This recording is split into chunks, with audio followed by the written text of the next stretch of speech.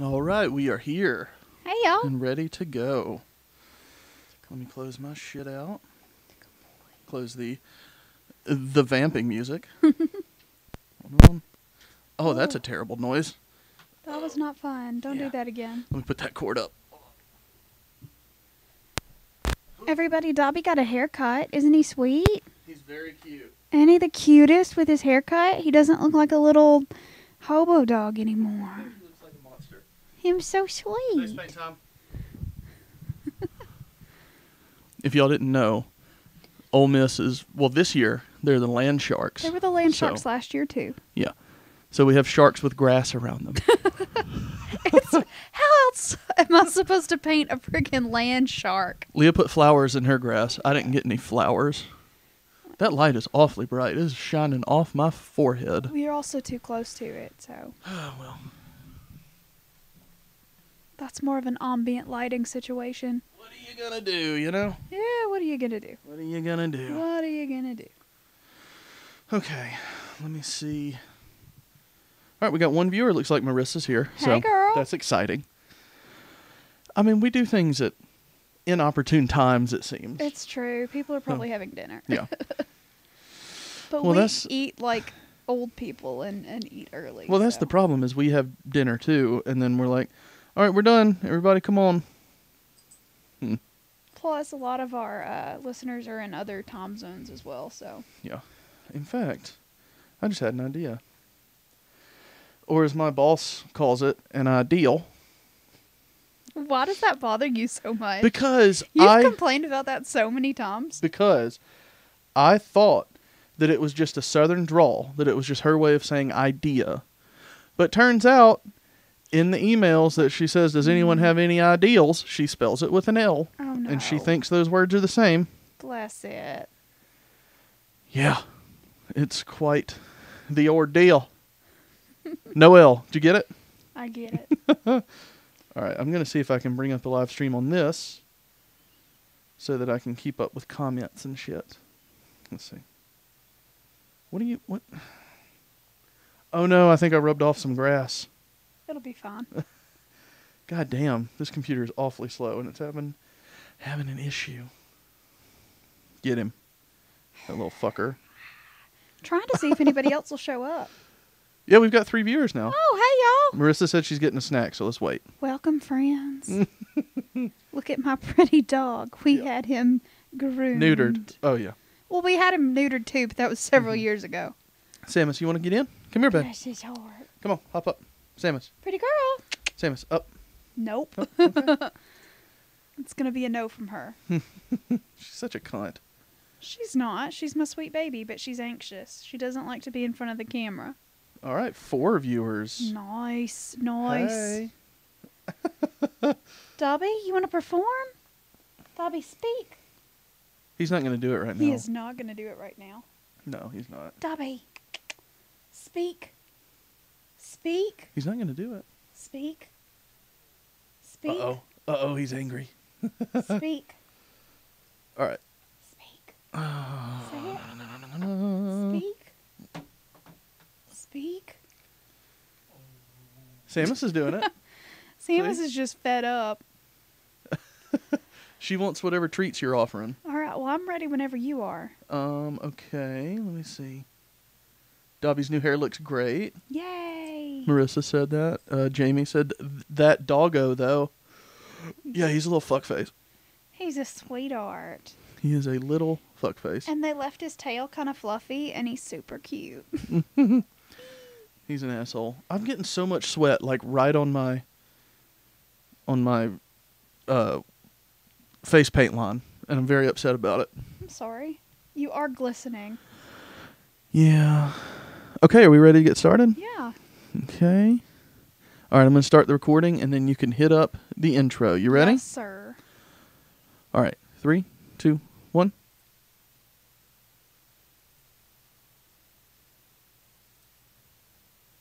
Hey, y'all. I'm Leah Lawrence. And I'm her husband, Mitch Lawrence. And you are listening to Tailgate Tales, a special series of the Southern Spirits Podcast. Each week, we are taking a deep dive into some history involving a school in the Southeastern Conference.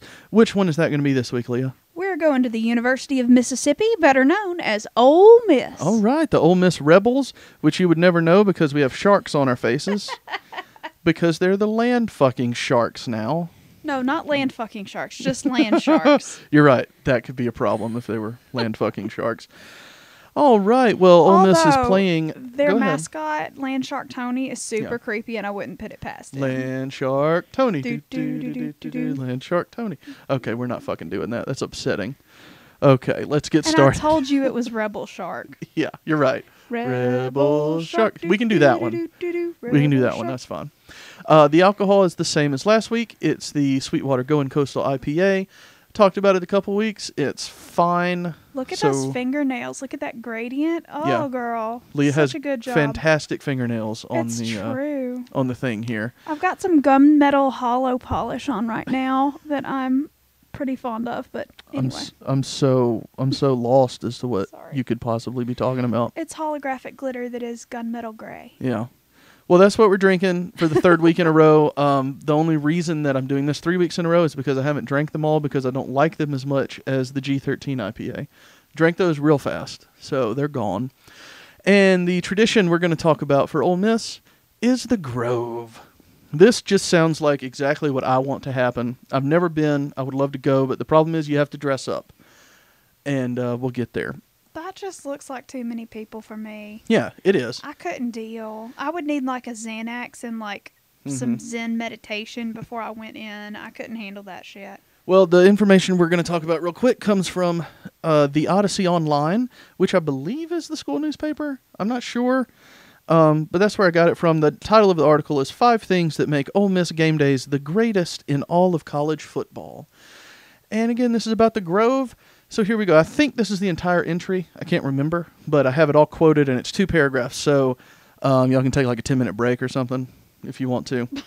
But here it comes. Quote, "The 10-acre Grove at Ole Miss is the best," that's in all caps, "place for tailgating. The fun begins with Trash Can Friday when the Grove is decorated in red and blue trash cans. Students love, all caps, Trash Can Friday because it means game day is so close! 2 exclamation points. The excitement of game day continues into Friday night with the rush of people to reserve their tent space all the way to game time and even after the game. Parentheses. No matter if we win or lose. As people always say, we may lose the game, but we will never lose the party." Paragraph 2. Tailgating in the Grove is like your typical tailgate in that there's plenty of food, drinks, and socializing. However, it's rare to see an Ole Miss fan, especially the ladies, show up to a game in shorts and a t-shirt repping team colors. We save that for the warmer days in the spring at Swayze Field cheering on our baseball boys. You are expected to dress up when you come tailgating in the Grove. Beauty over pain, people. Beauty over pain. Bullshit. I didn't know Patrick Swayze went to Ole Miss. Did he? No, it's the name of the it's Swayze Field. Baby, I'm gullible as fuck. I got you good. I'm sorry. Sitting trash cans on a field is not decorating. It's just not. I mean, it's just not. Sounds like you've never put trash cans out on the field, Leah. I mean, we should pitch this one over to Trailer Trash because bless their little Mississippi hearts. Oh. That is not decorating. Little Mississippi hearts. And also, where exactly in Mississippi is Oxford? Is it closer to the? I think it's coast middle, north. Middle of it. Either way, I don't fucking know. You know, maybe we should know those things. For the most part of football season, it is sweaty, it is muggy, it is nasty. I'm sweating right here. This face paint's coming off of me. I'm not dressing up. I'm not wearing heels. I'm not. Sorry. No. Love y'all. Not worth it. I'm sorry that you feel that way. But also, I don't ever plan to go to an Ole Miss football game either because I would do something stupid like paint a land shark on my forehead and get kicked out. And then go to the Grove. Yeah. That's on you, Leah. Don't be doing that shit. What if it was a very elegant land shark? I mean, that's fine. Maybe some crystal teeth. Yeah. Like I said, you should have put bows on yours head. There was no place to put it. Yeah.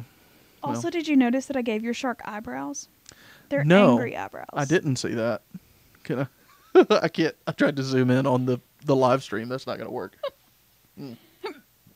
All right. Well, are we ready to get into our slides? Surely, my dear. All right. I'm going to forward the slide, and you take over. All So we are going to be talking about William Faulkner and his lovely home, Roanoke. So Roanoke is actually now owned by the University of Mississippi. It's right there in Oxford, very close to campus. William Faulkner, if you don't know who he is a very, very famous Southern author. He wrote things like Sound and the Fury, As I Lay Dying, that kind of stuff. Confession, I've only ever read the one Faulkner book, and I don't think I've ever wasn't read my any thing. Faulkner. I should probably read more because it makes me feel like a bad Southerner since I haven't read. But I've only read As I Lay Dying. But he's a very celebrated author from right there in Oxford. He did attend university there, but he made it through 3 years and he dropped out. So He didn't even graduate? no, he did not graduate from the university. Now I will never read something by him. No, he just really wasn't into classes in school, and like he just like he made a D in an English class, you know what I mean? Like he just didn't give a shit about like actually staying on topic and stuff like that. So he just dropped out. And anyway, eventually he becomes a noted author, and he buys this lovely home right there in Oxford. Was he any good at calculus? I have no idea. Because I Probably fucking not. hate it so far. I'm sorry. It's awful. Well, back to Roanoke. When am I ever going to use derivatives? Like, ever? I literally don't know what you're saying because I failed a semester. Leah, I don't know what I'm saying. Baby, I failed a semester of Algebra 2 in high school. This is not the person you should be asking. Well, I'm not asking you. I'm telling you, calculus blows. Oh, anyway. So this particular home was built originally in 1844 by a man named Colonel Robert Shegog, which is a great name, by the way. That was a Mortal Kombat character, I'm pretty sure. Shegog. I was going to go for a character in Lord of the Rings, like the big spider. See, that just sounds like Shelob, though. That's the spider. Yeah. So, no, mine was funnier. Thank you. Fun. Whatever. Anyway, it is obviously a beautiful Greek Revival style house, but he did not move into that home until the 1930s. By the time the 1930s rolled around, Roanoke, which is what he called it, it was just called just that house over there. Like it didn't really have a name. I think they called it the Old Bailey House because the family that owned it before him were the Baileys. They called it the future home of a D student. Yeah, basically. But he named it Roanoke because, trees, I guess. I don't know. Rowans are like sort of a mystical, magical tree in, just general mythology, and oaks because, why not? Yeah. Yeah. Well, I'm sufficiently lost. Why are you lost? I know nothing about trees. Well, it doesn't matter. I know nothing about mythological trees. Let's just say that he called it Roanoke in 1930 when he moved into the house. So when he moved into the home, he and his wife did a complete renovation on the interior of the house, but he was really into like that Southern Gothic, rundown, old manor, creepy kind of vibe on the outside. Okay. So he really didn't do much to it on the outside, and the house still survives basically the way he left it when he died. His daughter actually sold it to the university in the 70s, and they completely preserved it, and it is a museum that you can go through today if you want to do that. I think it's like $5 for a tour, but that's too much. It's a really neat house. There's a bunch of stuff inside that, it was all William Faulkner's. A lot of his original manuscripts are in there. But more to the point, here is the ghost story of that particular home, because it's actually a ghost story that William Faulkner himself was fond of telling to all of the kids in his family, because he had nieces and nephews and children and stuff. If it was there before him. It sounds like it was. No, it wasn't, but we'll get there in a minute. He brought the ghost. Yeah, so basically I got all of this information from a book that his niece, which she was I think she's no longer with us. I think she died a few years ago, but it's called The Ghosts of Roanoke, and it's just recorded stories that William Faulkner told all of the kids. And as you'll come to find out, most of them have nothing to do with the location or the history of it itself. It's just stuff he made up to tell kids and spook them. So he was also a dick who liked to scare children. No, it was just a fun, like... Stay in and school. they called him Pappy. All of the kids called him Pappy. Oh, I'll bet they did. Anyway, so this is the story of Judith. Now, it is Judith Shegog, which was the, quote, daughter of the person who originally built the home. Okay. Now, the story goes that Judith fell in love with a Union soldier. And that, obviously, her being from the South and it being the Civil War and this being a problem, was a problem. And there was also a Confederate soldier that was deeply in love with her as well. Now, there are a bunch of different ways this story goes because, according to the family, he told it a bunch of different ways just because keep it fresh, you know. He liked to scare kids on Halloween and tell the stories and that kind of thing. So the story changes depending on who's telling it or what version you're reading. Mm-hmm. But one story is that the Union soldier and the Confederate soldier were out there right in front where the brick path is. Yeah. And they were fighting over. And they were hooting and hollering. And one of their guns discharges and it accidentally hits her up on that balcony where she was standing watching. And it shoots her, kills her. She flips over the balcony and falls dead right there on the front stoop. That's what she gets for being like a Roman emperor figure. Fight for me, boys. Yeah, she's giving him the thumbs up. Yeah, thumbs down. So she falls over the banister and dies right there. That's one way. The other people say that she was actually running away from her, like, because her dad obviously didn't want her to run off with a Union soldier. Mm-hmm. So she had tied a bunch of bed sheets together and was climbing down from the balcony at the front. And she was climbing down those bed sheets and she fell because, I mean, bed sheets, she wasn't good at tying knots, I guess. And she fell and broke her neck, and her father came and saw her broken body on the stoop of the home. And so, obviously, that's another way she died. Mm-hmm. The other ones say, the other version that I like, there's like 6 or 7 versions, but I'm only going to tell 3. But the other version is that the 2 men got in that fight and they accidentally killed each other. And so she was so heartbroken over the fact that no one was left to go out with her that she threw herself over the banister and crashed and broke her neck at the bottom. So she was either a super whore or super ugly. Those are the 2 things. Super ugly? How yeah, because you said no one would go out with her.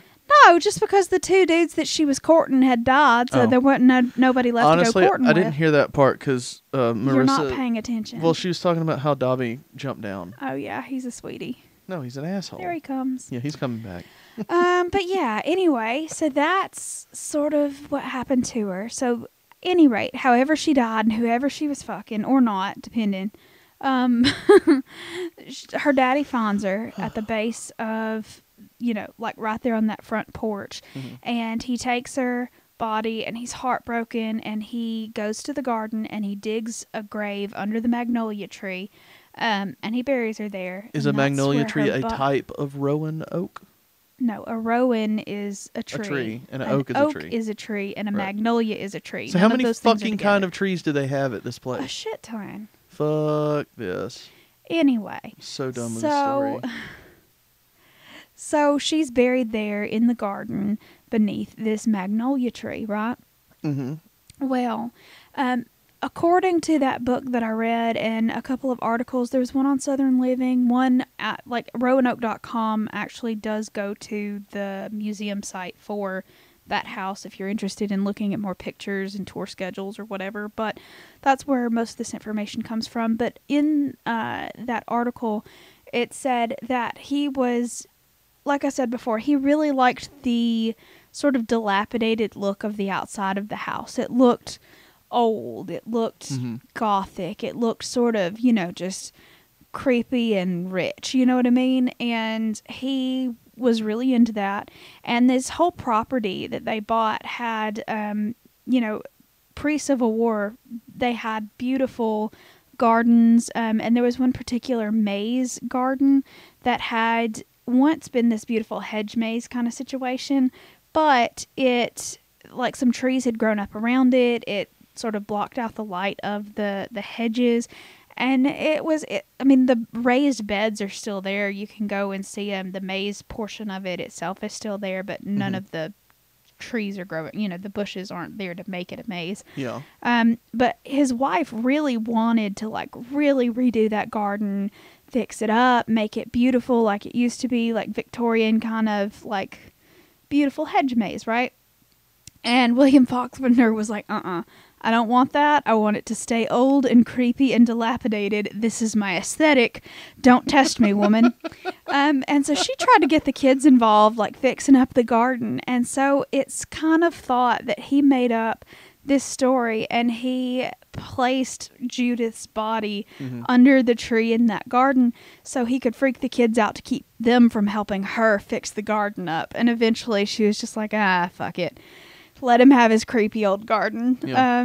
So yeah, Judith is 100% made up by William Faulkner himself because that family didn't have a daughter, and she definitely wasn't named Judith. So plot twist: it was their son, and they shot him for being in love with a Union soldier. That would have been a better story, A. Yeah.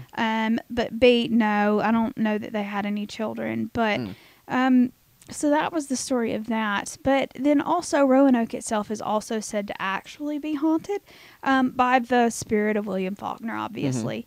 There are a couple of, like, anecdotes from the people that worked there saying that when they were originally restoring the home after it was purchased by the university, they took a bunch of pictures of the interior just to see where all of the furniture went and all that stuff. They wanted to keep it as original to the home as when the family and themselves was living there as possible. Okay.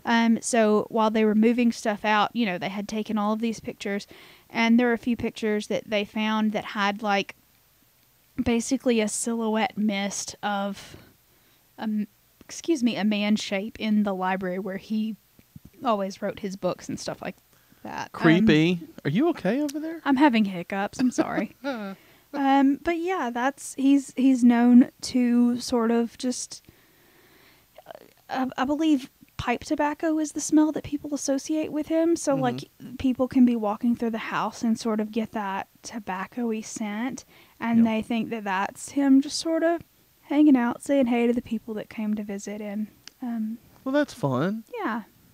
Could just be toothpaste, like Hermione with Ron. No, pretty sure it's just pipe tobacco. But you want me to go ahead on the slide? Yeah, go ahead. Okay.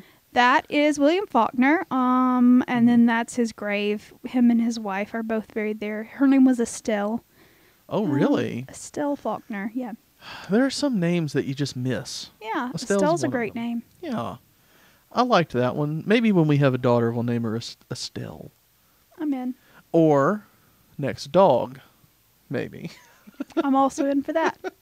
That might make a little more sense. We could have a son and name him Estelle. Pass it off as like Esteban. What? Yeah. You make no sense. We could figure it out. I mean, your dad calls you Leon all the time. Yeah, but that's just because... Why? Leah, Leon, I don't know. No, I get it. It's close. Oh, is there anything else? No, that's it. Okay. That's just William Faulkner, and that's where William Faulkner's buried. He's a creepy motherfucker. No, he's not. I hate him. Okay. I hate him for making up a ghost story to scare his own children. Oh, there are more ghost stories that he made up that, like I said, go check out that book. It's actually a really neat little read. It's not terribly long, but it's good. And my favorite slide of the season so far.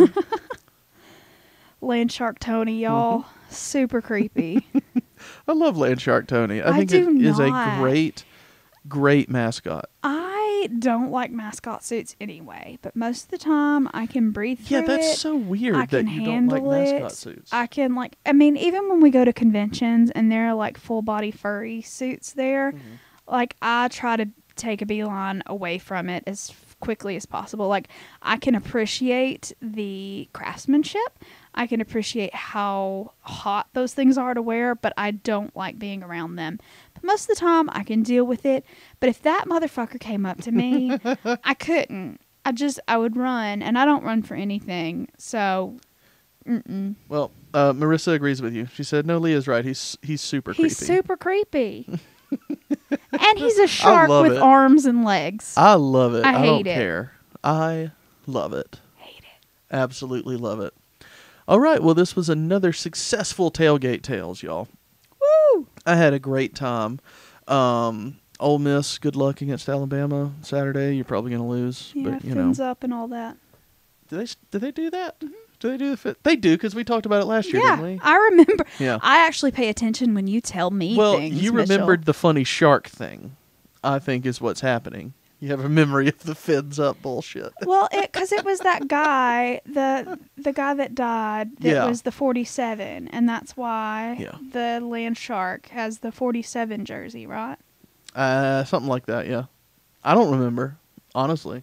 All right, fine. I don't know the answer to that. I do remember, so fins up, Ole Miss. Hope y'all win. Well, this was fun, y'all.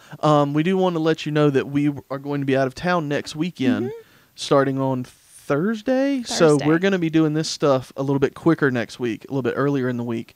Not exactly sure when, but we'll, put out stuff earlier. So if you want to come hang out for the live stream, all the stuff is going to be released at the same time on Wednesday, Saturday, and Sunday. So just check in with us to see about when we're going to live stream Tailgate Tales, and Midweek Minis will probably still do Sunday like we have been. So anyway, I guess that's it for this week's Tailgate Tales, y'all. Tune into the live episode tomorrow and have some fun watching football today. Bye, y'all. All right, audio's done. Perfect. And this is a fun live stream again. Huzzah. I do think being on Facebook is helpful because I was at least able to get at the very least some accidental clicks, because I saw like a lot of my Facebook friends like join and then they didn't last for very long. Like the numbers, none of your friends care about us. Well, I think that it's one of those where you're scrolling and you accidentally like, oh, he shared this. Oh shit, no, let me just drop right back out. Something like that. So that sort of stuff happens quite frequently on Facebook, but it helps viewership. Yeah, rock on. So we'll take it. Am I right? Yeah. Yeah. Well, I am not above swindling people into watching our Swindle is videos. a bad word, Leah. That means that we're like guaranteeing them something. Well, swindle is a great podcast, so. Yeah, but if we are doing the act of swindling, then we are guaranteeing them something that they are going to get nothing for. Or maybe like, okay, we're a comedy podcast, so like you come here for the laughs and you laugh like once. That would be swindling. Because they're like, you get one good, huh. I mean, do I need to sing Rebel Shark again? I can make that happen for people. No, don't sing anything. Please, for the love of God. Please. Okay. Well, I guess that's enough on the live stream, y'all. We appreciate you stopping by and hanging out.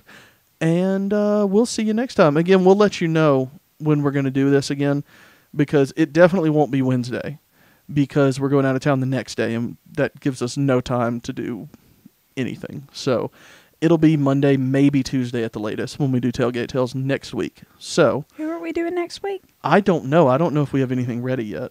Like, you have a schedule. Oh, I've got a schedule. I just don't remember who's on it. Right, and I don't think I've made my part yet. Okay, we can do that. No problem. Anyway, so y'all, thank you for coming. Check out, let me see, I'm glad you guys came to Facebook. I've been trying to catch a live for 2 weeks now, and this is the first one to load for me from Marissa. Thank you. Twitch was just, it was so easy to set up. You'd be surprised how complicated Facebook Live is to actually like stream like this. Yeah, it was kind of irritating. Yeah, so but we got it. It's fun. Right. Twitch was just sign in and go, and it was so much easier, and we were like, let's not make people do that anymore. Let's just sit down and actually do some work. And we figured it out. So there you go. And we're happy to be here, Marissa. And we'll do it again for you very soon. So for now, we're going to let you go, though. Bye, y'all. Bye, y'all.